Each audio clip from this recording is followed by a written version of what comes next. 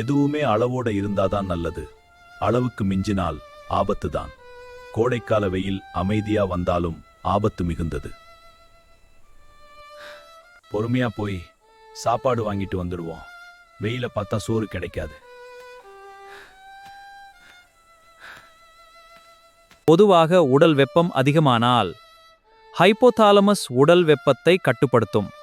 உடலின் வியர்வை மூலம் குளிர வைக்கும். உடலின் தண்ணீர் குறைந்தால் உடலால் குளிர முடியாது. வெப்பம் உயிருக்கே ஆபத்தான அளவுக்கு உயரும். என்னமோ பண்ணுத என்ன தெரியலையே, மயக்கமா இருக்கே. வேகமா யாராவது டாக்டரை கூப்பிடுங்க. இது என்ன ஆச்சு இப்படி திடீர்னு? வாயில தண்ணீர் ஊத்தலாமா? இல்ல சோடா ஊத்துவோம், அதான் நல்லது. முதல்ல மூச்சு இருக்குன்னு பாருங்கப்பா. ஆம்புலன்ஸே கூப்பிடுவோம். ஐயோ, என்ன ஆச்சு இவருக்கு? ஐயோ தள்ளுங்க, அவருக்கு ஹீட் ஸ்ட்ரோக் வந்திருக்கலாம். சரியான உதவி செய்யணும், இல்லனா உயிருக்கே ஆபத்தாகும். சரி, முதல்ல அவர் ஒரு மரத்தடி நிழலுக்கு கொண்டு போங்க. ஜாக்கிரதையா கொண்டு போங்க.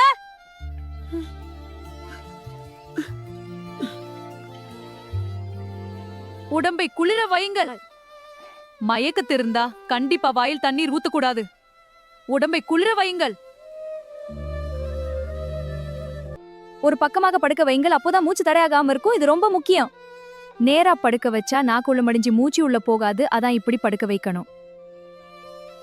மூச்சு சரியா இருக்கான்னு பாருங்க. ஹீட் ஸ்ட்ரோக் அதாவது வெப்ப பக்கவாதம் வந்தால் மூளை, இதயம், உடல் உறுப்புகள் பாதிக்கப்படும். உடனடி உதவி, இல்லையினால் உயிருக்கு ஆபத்து. வெயிலில் ஒருவருக்கு திடீர்னு மயக்கம் வந்தா அது ஹீட் ஸ்ட்ரோக்காக இருக்கலாம். இது நம்ம மூளைய பாதிக்கும். உடம்பு ரொம்ப சூடாகி ரத்த ஓட்டம் பாதிக்கப்படும். உடனே குளிர வைக்கணும். முதல்ல அவர் சுய நினைவுடன் இருக்கிறாரா என்று பார்க்கணும். மூளை வெப்பத்தால் பாதிக்கப்பட்டால் மயக்கம் வரும். அவர் சுய நினைவுடன் இருந்தால் மெதுவா தண்ணீர் குடிக்க வையுங்கள்.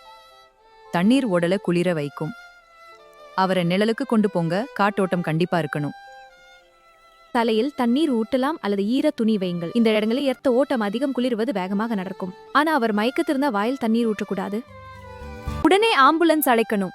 இது மிகவும் முக்கியம். ஹீட் ஸ்ட்ரோக் வந்தா உடல் வெப்பம் அதிகரிக்கும், மூளை பாதிக்கப்படும். உடனே குளிர வைக்கணும். சிறிய ஃபர்ஸ்ட் எய்ட் தெரிந்தால் ஒரு உயிரை காப்பாற்றலாம். நான் உயிரோட தான் இருக்கேனா? இப்போ நீங்கள் பாதுகாப்பா இருக்கீங்க, பயப்படாதீங்க.